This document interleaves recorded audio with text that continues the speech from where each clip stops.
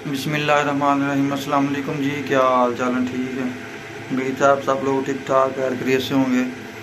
अच्छा जी, मैं हूं अब्दुल वहीद हांजरा और आज हम आपको दिखा रहे हैं कि किस तरह से हम मक्खन को हल्की आंच पे गर्म करके जो आप लोगों के लिए देसी घी तैयार करते हैं, भैंस का देसी घी।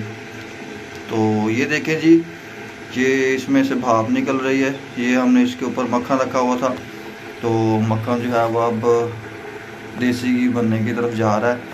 ठीक है, देखें बिल्कुल प्योर 100% मक्खन है और ये हम घर में इसको तैयार करते हैं। हल्की आंच पे जो है वो इसको हम तैयार करते हैं। तो हल्की आंच पे में ये तैयार हो रहा है। तो कराची से लेके कश्मीर तक हमारी सर्विस है, तो हम कराची से लेके कश्मीर तक इसको जो है वो डिलीवर करते हैं। और साथ ही साथ ये देखिए, हमने चाटी में मदानी लगाई हुई है। चाटी वाला देसी घी जो है वो हम आप लोगों तक पहुंचाते हैं। तो अगर किसी दोस्त को चाटी वाला देसी घी जो है वो चाहिए तो वो इससे रब्ता कर सकते हैं।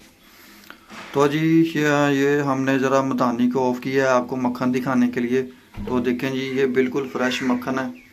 ठीक है, ये मक्खन जो है वो आप लोगों तक हम पहुंचाएंगे। ठीक है, घर में छोटे पैमाने पे ही हम काम करते हैं, लेकिन चीज़ अल्हम्दुलिल्लाह जो है वो गारंटेड आप लोगों तक पहुंचाते हैं।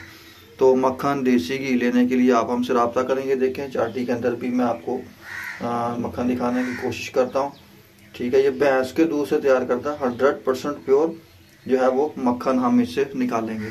ठीक है, तो ये देखें, इसको हम जो है वो मक्खन हम इससे निकालेंगे और आप लोग तक पहुंचाएंगे। आप जो है वो पूरे पाकिस्तान से हमें ऑर्डर कर सकते हैं। तो जी ये चाटी से हम मक्खन निकालते हैं और निकालने के बाद जो है वो हम यहाँ पे इसको साथ में ही गर्म कर लेते हैं। इसको बॉयल करके देसी घी जो है वो हम तैयार कर लेते हैं।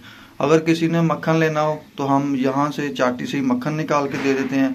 अगर किसी भाई ने देसी घी लेना हो तो यहाँ से जो है वो हम देसी घी जो है वो तैयार करके दे देते हैं। तो उम्मीद है आपको वीडियो पसंद आई होगी और मज़ीद इस तरह की वीडियोस देखने के लिए हमारा चैनल सब्सक्राइब करें और कमेंट करके बताएं कि आपको वीडियो कैसी लगी है। ठीक है, दोबारा मिलेंगे नई वीडियो के साथ। ओके, अल्लाह हाफ़िज़।